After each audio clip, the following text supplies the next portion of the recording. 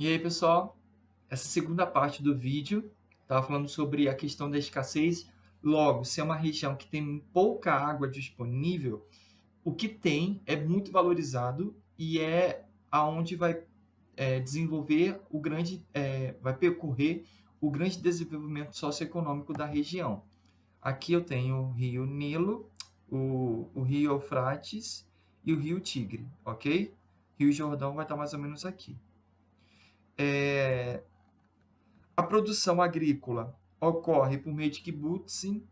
Kibbutzim é o quê? São cooperativas, fazendas agrícolas que vão trabalhar, são grupos de fazendas agrícolas, e elas vão juntar a sua produção para poder vender com a melhor forma. Uma coisa interessante se falar é que nessa região do Oriente Médio, a necessidade dessa região fez com que ela se tornasse pioneira em dois critérios. Um, o desenvolvimento da irrigação artificial e dois, a dessalinização das águas oceânicas, das águas dos mares.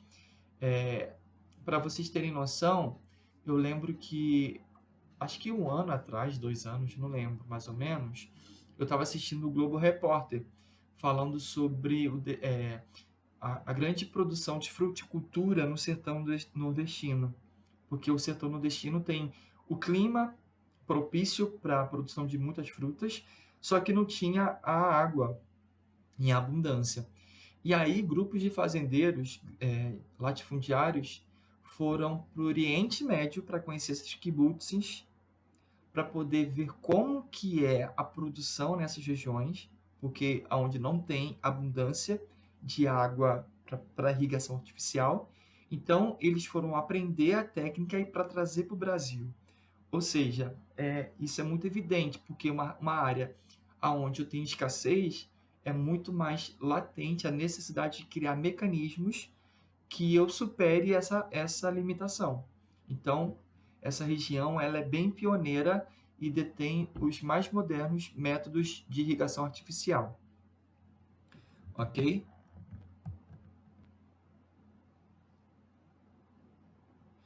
Outra coisa interessante é porque, embora seja grande produtor de petróleo e de gás natural, o que é produzido muito é exportado.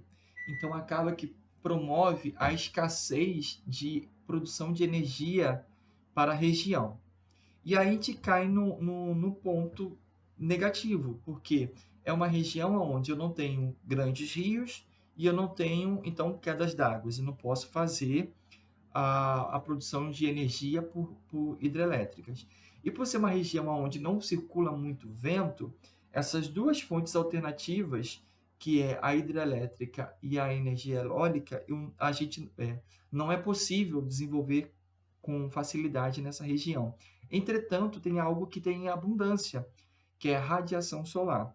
Então, a radiação solar é uma fonte alternativa que o Oriente Médio tem investido muito, devido ao seu clima que é propício, tá ok? E olha que doido, gente, a disponibilidade de água nessa região é de apenas 1% de toda a água potável própria para o consumo no mundo. Só que 1% da água potável para o consumo. Só que lá existe 5% de toda a população mundial, ou seja, um grande contingente populacional para pouca água. Por isso que nessa região a água ela é conhecida como o ouro azul, tá ok? E aí tem um processo de dessalinização. Deixa eu ver aqui. Aí tem um processo de dessalinização. Vamos lá. Vamos falar um pouco sobre os povos. Povos árabes e persas.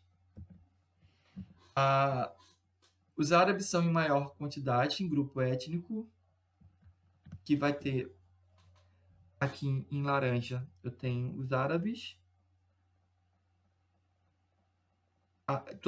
Todos aqui são árabes. Eu tenho países do mundo árabe e países de expressividade de cultura árabe islâmica. Então, em mostarda são islâmicos. A etnia também descende da Península Arábica, onde se espalhou, Península Arábica aqui, ó.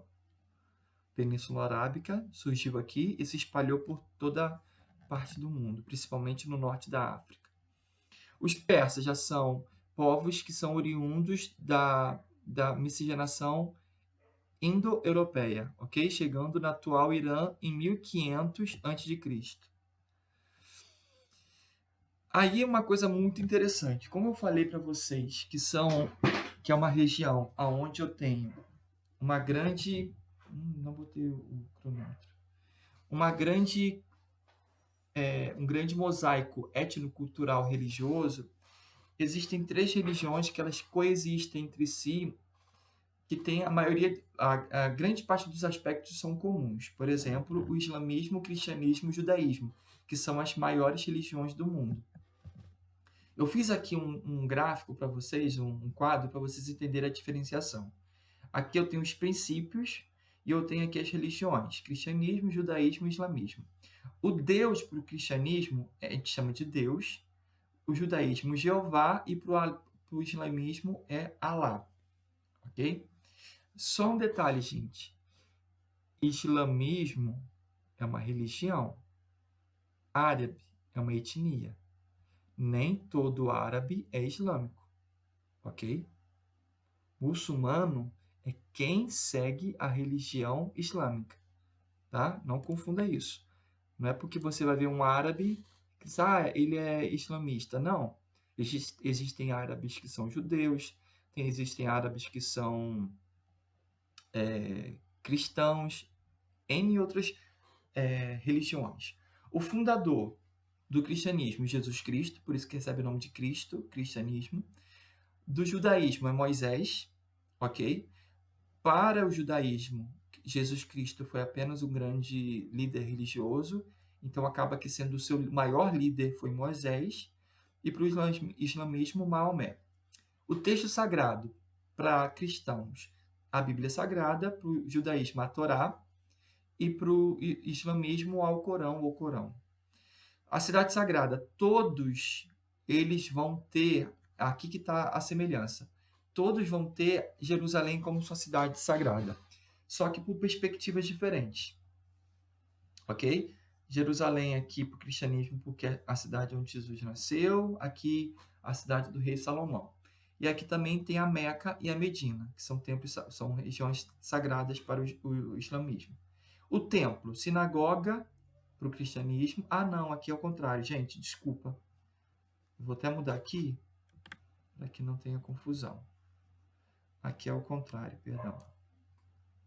Aqui é para cá. Aqui é para cá. Vamos lá. Então, aqui no templo, para o cristianismo tem igreja, judaísmo sinagoga e para o islamismo mesquita. Outro ponto de semelhança. Todos eles são monoteístas, ou seja, adoram um único Deus. E nenhum deles também adoram imagens. Ao contrário do catolicismo, do budismo, acho que do hinduísmo também, eu não lembro. Algumas religiões têm algumas imagens representativas. No caso dessas 3, não tem imagens. E tem uma subdivisão que é muito importante que vocês entendam aqui no islamismo. Porque quando você fala assim, ele é um muçulmano, ele é violento. Não, gente. A gente tem que tomar muito cuidado porque acaba a gente assumindo um conhecimento de senso comum e não para pensar e diferenciar. Dentro da religião islâmica existem 2 grupos principais, sunitas e xiitas. Os sunitas, eles estão em 90%. Tá?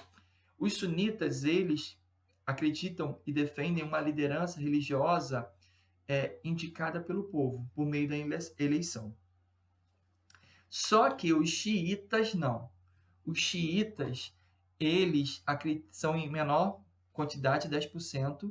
Eles acreditam que o líder espiritual tem que ser escolhido por Alá. E eles são os radicais. E aí, olha que interessante. Os sunitas, embora o líder religioso ele seja escolhido pelo povo, os sunitas acreditam que o Estado não pode intervir nos preceitos religiosos. Já os xiitas acreditam, embora seja por Alá, uma escolha mais sagrada, eles acreditam que os preceitos políticos têm que ser impregnados de religião. Por isso que são considerados povos mais radicais, os xiitas. São aqueles que vão promover muitos ataques terroristas, porque eles praticam muito a intolerância religiosa, no momento que eles não concordam com opiniões divergentes da deles. Não são os únicos radicais no mundo, claro. Existem grupos radicais em qualquer tipo de frente ideológica, mas os que acabam tendo maior evidência no cenário mundial são os xiitas.